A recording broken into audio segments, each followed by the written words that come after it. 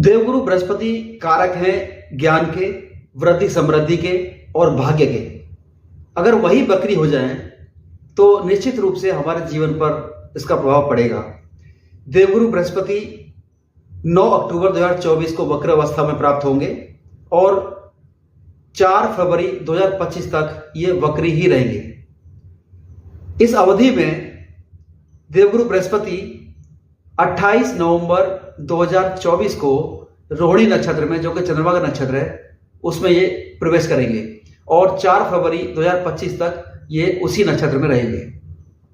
कोई भी वक्री ग्रह परिवर्तन अवश्य लाता है। तो आइए जानते हैं कि वक्री ग्रह होता क्या है और ये वक्री ग्रह क्यों होता है।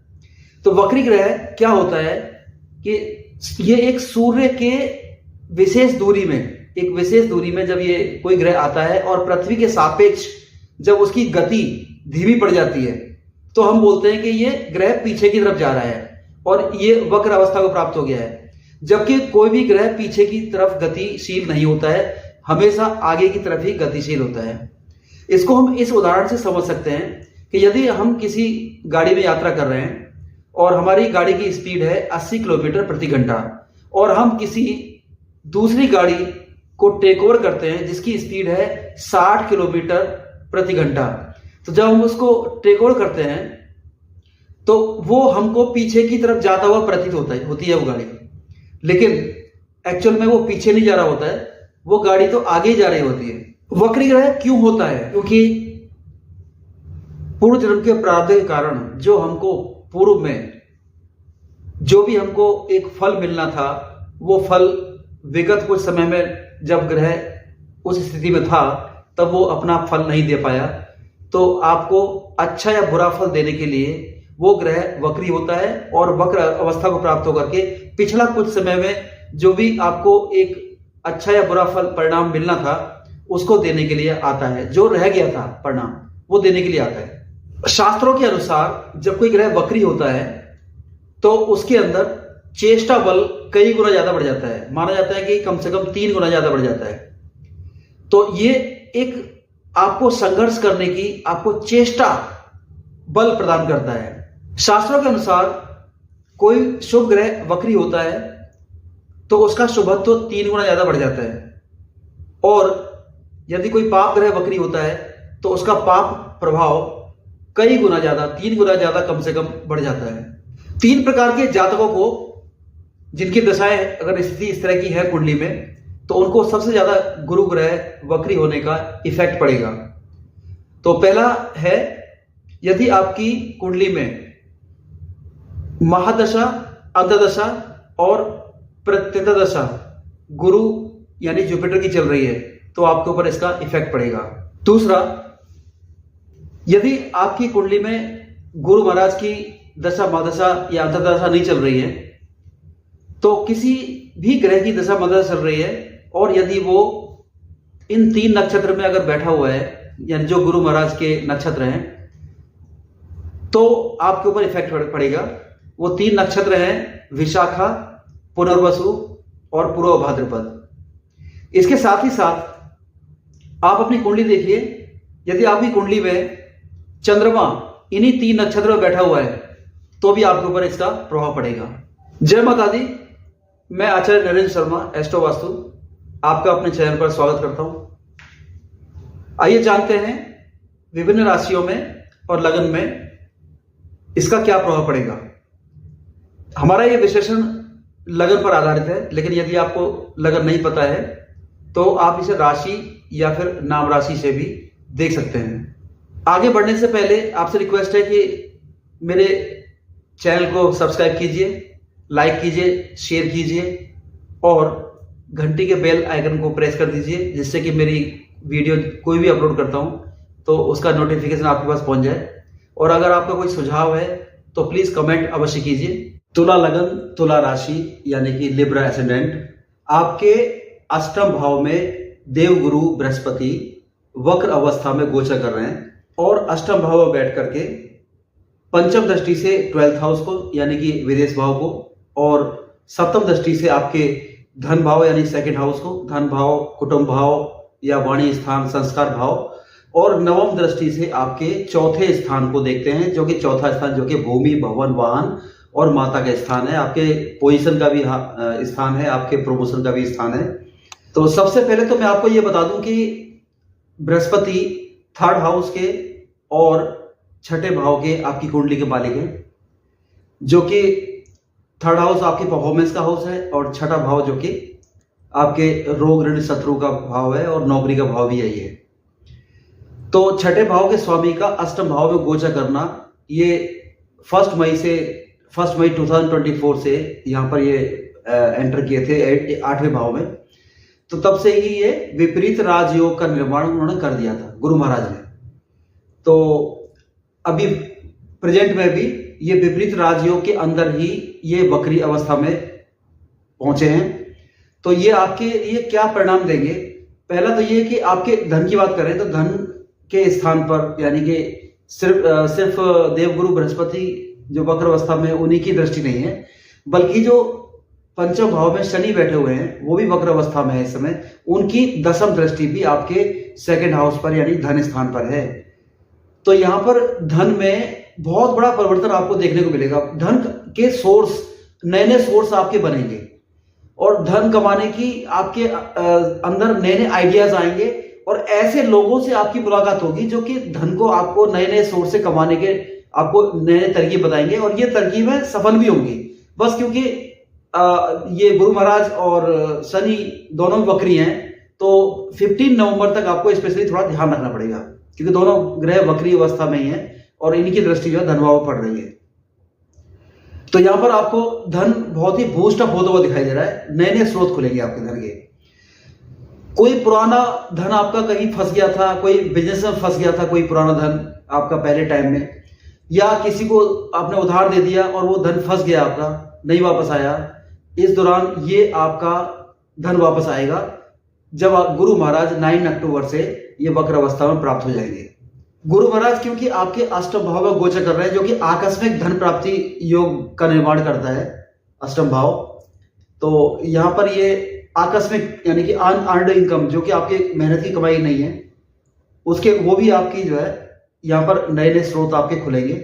हो सकता है कि कोई वसीयत के द्वारा आपको धन की प्राप्ति हो जाए, या कोई आपको अचानक से कोई धन प्राप्त कहीं से अचानक से मिल जाए, कहीं गिरा हुआ धन मिल जाए, या कहीं लॉटरी लग जाए, कोई आपने कोई शेयर खरीदा या प्रॉपर्टी खरीदी, उसके अचानक से दाम बढ़ गए, आपने कोई जमीन खरीदी, वहां से हाईवे निकल गया, मेट्रो निकल गया, जिससे उसकी अचानक दाम बढ़ गए, तो ये भी पॉसिबल है कि अचानक कुछ ना कुछ धन प्राप्ति का यहाँ पर योग दिखाई दे रहा है। और क्योंकि अष्टम भाव आपकी पत्नी के धन का भी भाव है, तो यहाँ पर आपकी पत्नी के धन के भाव में भी बढ़ोतरी होने का योग दिखाई दे रहा है पूरा। तो धन के मामले में तो आपकी 9 अक्टूबर 2024 से 4 फरवरी 2025 तक ये बल्ले बल्ले रहेगी। वाणी आपकी इस दौरान थोड़ा कठोर रहेगी, क्योंकि दो वक्री ग्रहों का दृष्टि है सेकंड हाउस पर, और थोड़ा सा घर के थोड़ा परिवार के साथ भी आपकी ईगो प्रॉब्लम बढ़ेगी, तो इसका भी थोड़ा सा आपको ध्यान रखना पड़ेगा। गुरु महाराज की पंचम दृष्टि आपके 12th हाउस पर है, जो कि खर्चों का भाव है, तो खर्चे यहाँ पर अनायास ही खर्चे बढ़ेंगे। कुछ खराब या गलत जगह पर खर्चा नहीं होगा, खर्चा आपका होगा कुछ अच्छी जगह पर, कुछ मांगलिक कार्य हो सकते हैं या कोई इन्वेस्टमेंट कर सकते हैं जो कि आपको आगे चल के प्रॉफिट देगा। यानी कि अभी जो डिसीजन आप लेंगे, जो भी आप इन्वेस्टमेंट करेंगे या फिर जो भी आप इस समय एक्शन लेंगे, उसका बेनिफिट आपको 2024 से में नहीं मिलेगा, लेकिन 2025 में आपको इसका बेनिफिट मिलेगा। आगे आने वाले भविष्य में इसका आपको निश्चित ही बेनिफिट मिलेगा। 12th हाउस क्योंकि विदेश का भाव है, यदि आप विदेश में कार्य करते हैं या किसी मल्टीनेशनल कंपनी में काम करते हैं, तो ये आपके लिए बहुत ही बूस्टअप करने वाली बात है, बहुत आपको बेनिफिट वाली बात है, क्योंकि गुरु महाराज यहाँ पर वक्र होकर के आपके विदेश से कॉन्टैक्ट को और मजबूत बनाएंगे, और विदेश में कॉन्टैक्ट नहीं है तो कॉन्टैक्ट करा देंगे। और अगर हो सकता है कि आपकी कोई MNCs कंपनी में आपकी जॉब लग जाए, मल्टीनेशनल कंपनी में, या फिर हो सकता है विदेश से ही कोई जॉब का ऑफर आ जाए, ऐसा कुछ योग यहाँ पर दिखाई दे रहा है। और इसके साथ ही साथ आप मेडिटेशन की तरफ भी रुझान रहेगा आपका, और क्योंकि अष्टम भाव में गुरु महाराज गोचर कर रहे हैं, तो ये ज्योतिष का, तंत्र मंत्र का भी भाव है, तो ज्योतिष और तंत्र मंत्र में आपकी जो है रुचि यहाँ पर बढ़ेगी, ऑकल्ट साइंस में आपकी रुचि अवश्य बढ़ेगी। यदि आप CA हैं, टैक्सेशन में काम करते हैं, किसी प्रकार के सेल टैक्स, इनकम टैक्स में काम करते हैं, या एडवोकेट हैं सेल टैक्स इनकम टैक्स के, या मैन्युफैक्चरिंग फील्ड में जुड़े हुए हैं, या किसी भी प्रकार की कोई सिक्योरिटी इक्विपमेंट्स या सिक्योरिटी एजेंसी के साथ जुड़े हुए हैं, चाहे वो सरकारी हो गैर सरकारी हो, या फिर इंश्योरेंस कंपनी में काम करते हैं, तो ये यहाँ पर आपके लिए लाभ की स्थिति देने वाला समय होगा।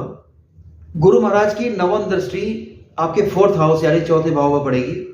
तो यहाँ पर क्योंकि 20 अक्टूबर के बाद मंगल भी गोचर करते हुए कर्क राशि में प्रवेश करेंगे, जो कि आपके 10th हाउस में पड़ेगा, और 10th हाउस में बैठ करके मंगल चौथे भाव में दृष्टि डालेंगे, जो कि भूमि भवन वाहन का है। तो ये भाव पर दृष्टि गुरु महाराज की भी है और मंगल की भी है। तो यहाँ पर भूमि भवन वाहन, कोई जमीन खरीदने का, कोई प्रॉपर्टी खरीदने का योग यहाँ पर बन रहा है, कोई गाड़ी भी खरीद सकते हैं, ऐसा कुछ योग दिखाई दे रहा है। माता के स्वास्थ्य के लिए आपको थोड़ा सा सचेत रहना पड़ेगा, क्योंकि यहाँ पर मंगल की दृष्टि है और वक्री गुरु की दृष्टि है। तो माता के स्वास्थ्य के लिए गुरु महाराज यहाँ पर सपोर्ट आपको नहीं करेंगे। कोई पुरानी प्रॉपर्टी जिसका डिस्प्यूट चल रहा था, सेल नहीं हो पा रही थी, या डिस्प्यूटेड नहीं है लेकिन काफी प्रयास के बाद भी सेल नहीं हो पा रही है, तो यहाँ पर ये गुरु महाराज वक्र अवस्था में और मंगल की दृष्टि भी 20 अक्टूबर के बाद में आपके ये सारे काम करा देगी। यहाँ पर प्रमोशन का योग भी आपका दिखाई दे रहा है, और जॉब में भी कुछ ना कुछ परिवर्तन अवश्य होगा, क्योंकि 28 नवंबर के बाद गुरु महाराज चंद्रमा के नक्षत्र रोहिणी में प्रवेश कर जाएंगे, जो कि आपके 10th हाउस में पड़ता है। और 10th हाउस क्योंकि व्यवसाय का है, प्रोफेशन का है, तो प्रोफेशन में कुछ ना कुछ परिवर्तन यहाँ पर ये आपको अवश्य देंगे, और ये परिवर्तन आपके बेनिफिट के लिए होगा। गुरुदेव बृहस्पति जो कि आपके 3rd हाउस यानी कि हाउस ऑफ परफॉर्मेंस के भी स्वामी हैं, भाई बहनों के भी स्वामी हैं, तो ये भाई बहनों के साथ में बहुत अच्छा रिलेशन यहाँ पर मेंटेन होगा, उनसे लाभ मिलेगा, उनको आप सहायता देंगे, उनसे सहायता लेंगे, आपका परफॉर्मेंस बूस्टअप रहेगा।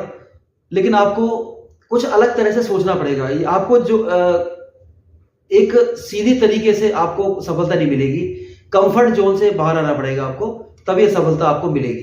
क्योंकि गुरु महाराज वक्री है यहाँ पर, और कोई भी ग्रह जब वक्री हो जाता है तो वो सीधे तरीके से आपको कुछ देता नहीं है, जब तक कि आपके संघर्ष ना करें, जब तक कि आप उसका लिए प्रयास ना करें। कहते हैं कि वक्री होने के बाद कोई भी ग्रह सीधी उंगली से घी नहीं निकलने देता, बल्कि वो उंगली को टेढ़ी करनी पड़ती है। आपके 6ठे भाव के स्वामी भी गुरुदेव बृहस्पति है, तो ये यहाँ पर रोग, ऋण, शत्रु, इन तीनों को यहाँ पर ठिकाना लगाने में काम करेंगे। वैसे भी 6ठे भाव का स्वामी अष्टम भाव में अगर चला जाए तो वो ऑटोमेटिकली एक विपरीत राज्यों का निर्माण करता है, और यहाँ पर रोग, ऋण और शत्रु, जो आपके पास कोई रोग चल रहा था तो उसका डायग्नोस हो जाएगा, उसका फिनिश हो जाएगा, और कोई आपके ऊपर लोन चढ़ा हुआ था वो लोन भी खत्म हो जाएगा यहाँ पर, और यदि कोई शत्रु हावी हो रहे थे तो शत्रु भी यहाँ पर परास्त हो जाएंगे। कोई मुकदमा या कोई कोर्ट केस, पुलिस का केस या किसी भी झगड़े झंझट वाला काम चल रहा था तो यहाँ पर इसके निस्तारण की पूरा योग है। आपके जॉब की जो कंडीशंस है वो थोड़ी सी कंफर्ट जोन से बाहर आने वाली बनेगी, यानी कि अब तक आप जो कंफर्ट जोन में चल रहे थे वो कंफर्ट जोन से आपको बाहर निकल के आपको आना होगा। आपको कुछ थोड़ा तकलीफ से दिखाई देगी, आपको लगेगा कि मैं अब तक बड़े मजे में चल रहा था लेकिन अचानक से ये स्थिति थोड़ी सी बदली है थोड़ी सी। तो ये स्थिति बदलने का कारण ये है कि आपको गुरु महाराज कुछ देना चाह रहे हैं, और जब तक आप कंफर्ट जोन से बाहर नहीं निकलेंगे तब तक आपको वो संघर्ष के द्वारा आपको जो मिलने वाला है वो आपको नहीं मिलेगा। तो इसके लिए आप बिल्कुल कमर कस के रेडी हो जाइए। 13 अक्टूबर के बाद शुक्र भी आपके 2nd हाउस यानी कि वृश्चिक राशि में प्रवेश कर जाएंगे, और गुरु महाराज की डायरेक्ट दृष्टि शुक्र के ऊपर रहेगी, तो ये इसके द्वारा भी योग बन रहा है। तो यहां पर ये एक धन आगमन का जबरदस्त योग बना देंगे। अब बात करते हैं उपाय की। तो सबसे पहला उपाय है कि विष्णु सहस्त्र नाम का पाठ कीजिए। अगर आपके पास समय नहीं है पाठ करने का तो आप अपने मोबाइल में भी इसको डेली सुबह सुन सकते हैं। इसके अलावा बृहस्पतिवार से स्टार्ट कीजिए, और हल्दी का टीका माथे पर लगाइए, जीवा पर लगाइए और नाभि पर लगाइए। और तीसरा उपाय आप कीजिए, थर्सडे को आप केले के पेड़ की पूजा कीजिए, देसी घी का दीपक जला करके हल्दी और चने की दाल अर्पण करके उनको केले के पेड़ की जड़ में जल भी चढ़ाइए। अगर ये तीनों उपाय अगर आप ये करेंगे या कोई भी उपाय कर लेंगे तो आपका बृहस्पति जो बुरा इफेक्ट अगर दे रहा है तो वो आपको बुरा इफेक्ट नहीं देगा, बल्कि आपको शुभ इफेक्ट देगा। मिलते हैं ऐसी ही अगली वीडियो में, तब तक के लिए जय माता दी।